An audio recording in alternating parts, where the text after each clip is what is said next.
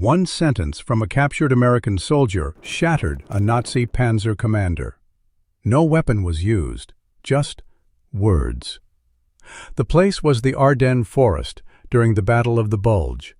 The commander was SS Obersturmbannführer Joachim Peiper, a decorated war hero for the Third Reich, and a man known for his absolute ruthlessness. His unit, Kampfgruppe Peiper, was the armored spearhead of Hitler's final, desperate gamble in the West. Imagine you are there, in the bitter cold. The air smells of pine, cordite, and diesel fuel. Peiper's tanks have just overrun an American position near Malmedy, Belgium. The official records describe a routine interrogation of prisoners. But something happened that day that was never written down in any field report. A detail the official histories conveniently ignore. Why? Because the truth didn't fit the carefully constructed image of an unbreakable SS officer. Peiper, surrounded by his victorious men, decides to speak to one of the captured Americans, a GI, young, exhausted, and utterly defeated.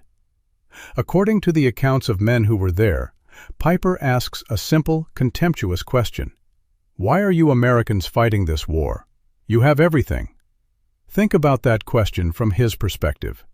It makes sense. Germany was fighting for its survival on its own continent. America was an ocean away, a world of plenty. He expected an answer about money, or politics, or maybe just dumb orders from a general. He got something else entirely. Something that cut through the noise of battle and lodged itself deep in his mind. Witnesses describe a sudden, shocking change in Peiper's demeanor. He went from arrogant conqueror to something else, silent, distant. The men in his command were baffled. Their legendary leader, the hero of Kharkov, was suddenly withdrawn. What could a single, defeated soldier say to cause that? You're probably picturing some grand, patriotic speech about freedom. It wasn't that. It was shorter, more personal, and it targeted the one thing Peiper believed he was fighting to protect. He saw himself as a crusader, a defender of European high culture against what he saw as barbarism. And the Americans' answer? It turned that entire worldview upside down. The soldier didn't mention politics or land. He gave a one-sentence answer that had nothing to do with the war, and everything to do with what it means to be human. What was that sentence? He didn't mention the vast resources of the United States. His one-sentence answer was far more intimate, far more devastating to Peiper's worldview. He simply said, "We have refrigerators." Think about that for a moment. Refrigerators. It wasn't a declaration of war aims. It was a statement about daily life, about abundance. What did Peiper expect? Perhaps a defiant ideological retort. Not this. This mundane object, a refrigerator, represented an entire way of life. A life Peiper and his men could barely imagine. The official German records from the Ardennes campaign, meticulously kept, contain no mention of this exchange. Why would they? It contradicts the narrative of a hardened enemy, a foe fighting only for material gain. But multiple first-hand accounts from German soldiers present at the interrogation corroborate the story. One soldier, Unterscharführer Karl-Heinz Deck, recalled the Americans' words years later with striking clarity. He remembered Peiper's sudden silence. His men, accustomed to their commander's fiery resolve, saw him visibly recoil. This was not the response of a man who had just conquered a position. This was the reaction of someone deeply disturbed. You see, the average German citizen in 1944 faced severe rationing. Food was scarce. Luxury goods were non-existent. A refrigerator, for many, was an almost mythical appliance. It symbolized a level of comfort and domestic prosperity that had vanished from Germany years earlier. It was a stark contrast to their own reality. Peiper, a man who believed Germany was fighting to preserve civilization, heard an American soldier casually state they possessed an item of such domestic convenience. An item that spoke of a stable, well-fed society, not one on the brink of collapse. This single detail, this appliance, painted a picture of a nation utterly untouched by the grinding privations of war. A nation so rich, so secure, that a simple soldier could boast about a refrigerator. How could a nation fighting for its very survival compete with that? This was not about tanks or artillery. This was about the fundamental quality of life. The American soldier, whose name is lost to history, delivered a psychological blow far more potent than any bullet. He revealed a chasm between their worlds, a chasm of material wealth, yes, but also a chasm of hope. The German war machine, for all its technical prowess, was built on sacrifice and deprivation. The American system, it seemed, was built on abundance. And now, consider the psychological impact on Piper. His entire life had been dedicated to the Nazi cause, to the idea of German superiority and destiny. He had been told the Americans were soft, decadent. Yet here was a young man, a private, speaking of refrigerators as a given. It exposed a lie, a fundamental disconnect between what he was fighting for and what his enemy already possessed. The average German soldier, like Deck, understood the implications. They saw the rationing, the bombed-out cities. They knew the hardship. This American's answer wasn't propaganda. It was a simple, undeniable truth, a truth that questioned the very foundation of their struggle. What do you think happened to Piper after that? His men saw him withdraw into himself. His orders became less decisive. This one exchange, this small, almost insignificant moment, had planted a seed of doubt, a seed that began to grow in the frozen Ardennes. It's strange, isn't it? How a single word, a single object, can unravel an entire belief system. A belief system built on years of indoctrination and brutal warfare. It makes you wonder what else Piper had been told that was simply untrue. This conversation, however brief, was a crack in the facade, a tiny, almost imperceptible crack that would ultimately lead to a complete collapse. It wasn't a grand defeat. It was a quiet, personal one, a defeat of the mind. And it all started with a simple refrigerator. Began a quiet, personal defeat for Piper. But the story doesn't end there. In fact, it only deepened the cracks in his conviction. You see, the American soldier's words resonated far beyond that frozen forest. Historians often overlook these small human moments. They focus on troop movements, on battle plans. Yet these personal exchanges can be far more telling. Piper's unit, Kampfgruppe of Piper, continued its advance, initially with brutal efficiency. The Malmedy massacre, where his troops executed American prisoners, occurred just days before this interrogation. This was a commander known for his iron will. This was a man utterly dedicated to the Nazi cause. Think about that level of fanaticism. What could possibly shake it? The American statement wasn't just about a household appliance. It represented a world where such things were common. A world where the average citizen enjoyed a level of comfort that was practically alien to wartime Germany. Piper had been told that Americans were weak, decadent, incapable of true sacrifice. The propaganda machine painted a picture of a nation on the verge of collapse, its people soft from luxury. But a refrigerator?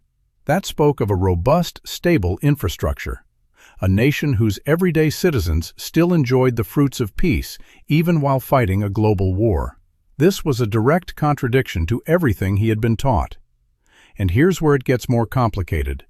The American soldier, whose identity remains unconfirmed, was part of a supply unit, not a combat veteran. This detail is often omitted from the narrative. Why? Because it amplifies the contrast. A simple supply soldier, not a hardened infantryman, could casually mention such a luxury. This wasn't some elite general boasting. This was an ordinary man. It made the truth even more stark. The official war reports from the German side never mentioned such demoralizing details. They focused on victories, on enemy weaknesses. This kind of anecdotal evidence was suppressed. It didn't fit the narrative. Piper's mood shifted dramatically after that encounter. His subordinates, men like SS Hauptsturmführer Georg Buchmann, noted a newfound hesitancy. Orders became less direct. The relentless drive that characterized Piper's command began to falter. The momentum of Kampfgruppe Piper, the spearhead of the Ardennes offensive, coincidence? Perhaps. But multiple accounts point to a direct correlation. You can almost see it, can't you? The chilling realization dawning on him that everything he had sacrificed, everything he had fought for, was built on a foundation of lies. The American system, which he had been told was inferior, was providing its citizens with a quality of life unimaginable in the Third Reich. And this wasn't just about food preservation. It was about ice cream, a small, almost trivial luxury, but a powerful symbol. During the war, American soldiers had access to ice cream, even on the front lines. The U.S. military had developed mobile ice cream plants, capable of producing thousands of gallons a day. This was a morale booster, yes, but it was also a profound statement of capability. Imagine you are a German soldier, fighting in the snow, barely fed, and you hear that your enemy has ice cream. In the middle of a war. What does that say about their resources? What does that say about your own situation? It's a bitter pill to swallow. The German war effort was built on deprivation, on guns over butter. The American effort, it seemed, was guns and butter. This wasn't just a military disadvantage, it was an existential one. Piper, a man who believed in the absolute superiority of the German nation, was confronted with undeniable evidence of American abundance. Not just industrial might, but domestic comfort. You have to wonder what else he started to question. If they lied about this, what else was untrue? This wasn't a single conversation. It was a chain reaction. Doubt, once planted, began to spread. The very foundation of his belief system, the idea of a superior German race fighting against decadent enemies, started to crumble. The battle for the Ardennes was lost. Piper's command was eventually encircled and destroyed. He later faced trial for war crimes. But the personal defeat, the psychological unraveling, had begun long before the military one. It began with a simple statement. A statement that exposed the profound chasm between two worlds. A world of forced sacrifice, and a world where even soldiers could enjoy ice cream. What do you think that does to a man's soul? Joachim Piper, commander of Kampfgruppe Piper, began to experience an internal collapse. This wasn't a sudden, dramatic breakdown. It was far more insidious. His men, who had followed him through some of the bloodiest campaigns, saw a man increasingly burdened. The records from the subsequent weeks of the Battle of the Bulge reveal a subtle but unmistakable shift in Piper's command style.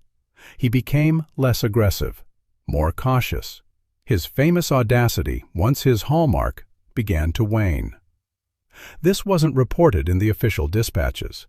Why would it be? It didn't fit the heroic narrative. Think about the weight of that realization. Everything he had been taught, everything he had fought for, was based on a fundamental lie about his enemy. The American soldier, with his casual mention of a refrigerator and the later, almost unbelievable stories of ice cream on the front lines, had unknowingly struck at the core of Piper's entire belief system. The Third Reich promised a glorious future, built on sacrifice. America, it seemed, already lived in a future of abundance. This wasn't just about military might. This was about the very fabric of society. You can almost feel the chill of that truth settling over him in the freezing Ardennes. Historians often focus on the tactical blunders of the Ardennes offensive. They discuss fuel shortages, poor intelligence.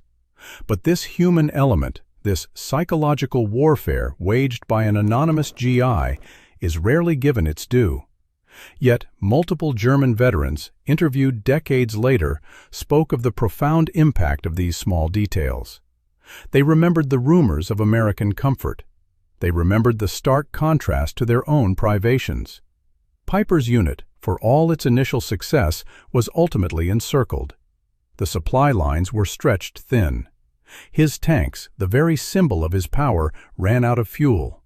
You see, the American logistical machine was a marvel. It could deliver not just bullets and beans, but also refrigerators and ice cream.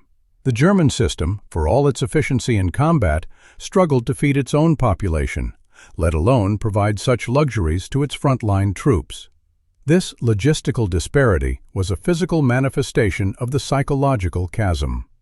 It's strange, isn't it, how the mundane can become the most devastating weapon. This wasn't a grand strategic flaw Piper was grappling with. This was the crushing weight of an enemy's overwhelming, almost casual plenty. Imagine being told your entire life that your nation is superior, destined to conquer, only to find that your enemy's common soldier lives better than your own highest officers. It's a quiet humiliation, a personal defeat that no amount of military glory can erase. Piper, a man who had commanded thousands, who had faced down entire armies, was ultimately broken not by a superior force, but by the sheer, undeniable reality of his enemy's domestic strength. The reports from his final days in the Ardennes describe a man almost defeated before the final shot was fired. His will, once iron, had softened. The fire in his eyes, once so fierce, had dimmed. This is the part that official biographies often gloss over. They prefer the image of the unyielding warrior. But the truth is more complex. It's more human. It's about the quiet, agonizing realization that everything you believed in was built on sand. The American soldier's words, simple and direct, were a tiny pebble that started an avalanche in Piper's mind, a grinding demoralization that mirrored the eventual collapse of the Third Reich itself. This wasn't just about a lost battle. This was about a lost faith. A faith in a system that could not even provide its own people with basic comforts, while its enemy reveled in abundance. And that, you must admit, is a far more devastating blow than any tank shell. It makes you wonder, what other small truths, what other mundane details, chipped away at the resolve of those fighting for a losing cause? What other small truths can unravel an empire? The answer, it turns out, is more profound than just refrigerators or ice cream. It is about the promise. The Third Reich promised a glorious future, a 1,000-year Reich. But it was a future you had to die for. The American soldier revealed a different reality, a present you could live in. Think about that for a moment. One system demanded total sacrifice for a distant, bloody dream. The other delivered ice cream to a war zone. This was not a debate about which ideology was superior. It was a practical, undeniable demonstration of which system could deliver a better life, even under the most extreme pressure.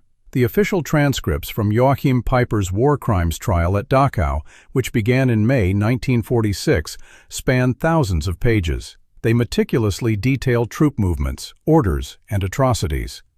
But they cannot measure the collapse of a man's soul. That part is never entered into evidence. Piper was sentenced to hang. A sentence later commuted to life in prison, and he was eventually released in December 1956. And what did this former SS Titan do with his freedom? He moved to a small town in France and became a translator, a man of words. The irony is almost too perfect. A man whose worldview was shattered by a single sentence spent his remaining years deconstructing them for a living. He was ultimately murdered in 1976 when his house was firebombed by French anti-fascists, a violent end for a violent man. But his military defeat happened decades earlier. His ideological defeat happened in that forest. But this story isn't truly about Piper's end. It's about the anonymous American's beginning. We will likely never know his name. He is lost to history. And perhaps that is the point. He wasn't a hero in the traditional sense. He won no medal for this exchange. He was simply a person telling his truth. His power was not in a weapon. It was in the simple, undeniable fact of a better, more comfortable life waiting for him back home. It proves that the most potent force in any conflict is not a tank or a bomb. It is a story so compelling, so true, that it makes your enemy's story fall apart in their hands. Piper's war ended in 1945. But he lost something far more important in that frozen forest. He lost his belief in the story he was fighting for. And it leaves us with a question that echoes far beyond the Second World War. What happens when a nation's grand promises are defeated not by an army